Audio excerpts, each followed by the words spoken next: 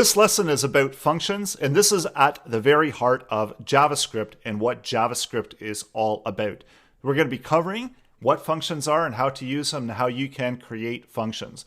So functions are blocks of code. They're reusable code, one of the fundamental building blocks of JavaScript. And in order to use a function, just like variables, you need to define them somewhere within the code in order to call upon them. Some examples about functions at the Mozilla Developer Network. So there's a quick example of a function. So defining the function, giving it a name, and then passing in an argument, running some code, and you also have an option to return information. And you also have an option to return. And we are going to be looking closer at that later on. And they've got some examples of functions. So here they have an example of a function that takes in a parameter and then it updates that parameter, adding in a make into the object. And of course, more on objects coming up later. There's also function expressions. So these are functions, but they're written with the same way as a variable where we're declaring the name of the function, and then it's got the function contents afterwards.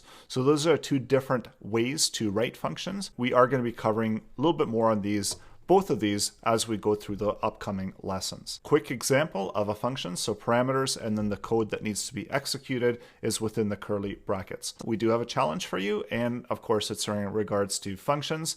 So what I want you to do is create a function to output a message from a variable in the console. So invoke the function 3 times, every time increasing the value of the global variable that counts the number of times this function is run. Create a function to output into the console the results of adding 10 to a number that is passed into the function. So we've got 2 separate challenges here, and you can see the output that we're expecting within the console. And this is a quick peek at the code that we're going to be writing. You can go ahead and pause the video, create the solution. So the first challenge is up here, and we invoke the function 3 times, incrementing the counter. Second one, where we're creating a function where we're adding a value of 10 to the number. So we're passing in a number parameter into there, and then we're using that as a number and setting a value in the console that we can take a look at. So pause the video, open up your editor, write it out, and I'll show you the solution coming up. So hope you had an opportunity to try out functions.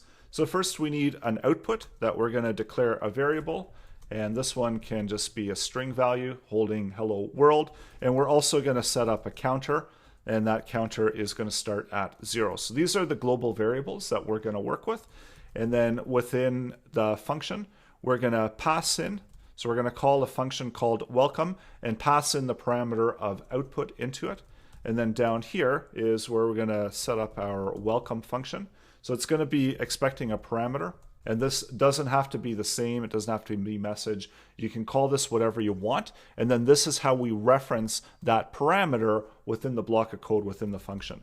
So because counter is global, we can always increment counter. And we can also create variables that are within the function itself. So we're taking the value of counter and times run. And this will be our message that we'll output into the console. So we can see that we're passing in a parameter. So that's the output of the parameter. So it's going to say hello world. And then we're also outputting our temp, which is our message, into the console. So we're going to have 2 entries into the console. So we see the first one is hello world, and then we see 1 times run, where we can call to the function. We're passing in a parameter. So this time the parameter is hello. So we see that hello gets output. As for the console there, that's taking whatever parameter we've passed in, it's outputting into the console, and then it's incrementing the value of counter because this is global, and then we're outputting that message within that temp area. You can always change the value of the parameter that's coming in. So then every time that can be something different. And then of course, when we refresh it, we go back to 1 because this is written in the code. The other part of the challenge, so this was a 2-part challenge, is where we need to set up a number. So let's just set up a random number here, and then creating a function that we're going to call add 10, and then passing in that value of my number. And now we need to create the function. So this function is going to take a number value, and it's going to simply add 10 to it and output it to the console. So you can also set up a temporary variable as well for that. make sure that whatever value is coming in is a number, which we know it is, so it is 50.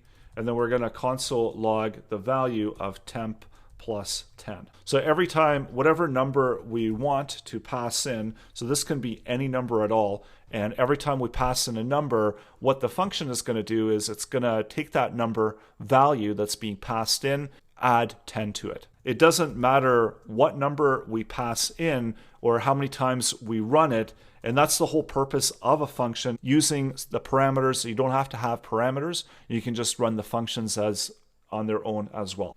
And before we conclude, I realized that we do need to output welcome 3 times. So we're going to be invoking the welcome function 3 times. So we get our output hello world 1 times run, hello world 2 times run, hello world 3 times run, and then we're passing in our number and returning back 60. So we're matching all of the criteria that we set out. So coming up next, even more on functions, how you can pass in multiple parameters using the default argument with functions. So that's still to come.